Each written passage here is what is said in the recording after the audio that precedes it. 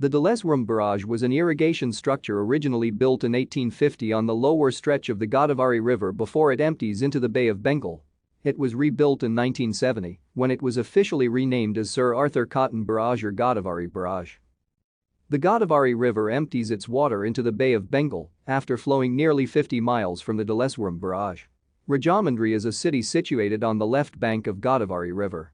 Upstream, where the river is divided into two streams, the Gautami to the left and the Vasistha to the right, forms the joining line between the West Godavari and the East Godavari districts. The dam alignment crosses two midstream islands. The original Dowleswaram Barrage was built by a British irrigation engineer, Sir Arthur Thomas Cotton, and completed in 1850. The barrage was constructed in 4 sections, which allowed flood passage during the construction period. The Dowleswaram Barrage was 15 feet high and 3.5 kilometers long.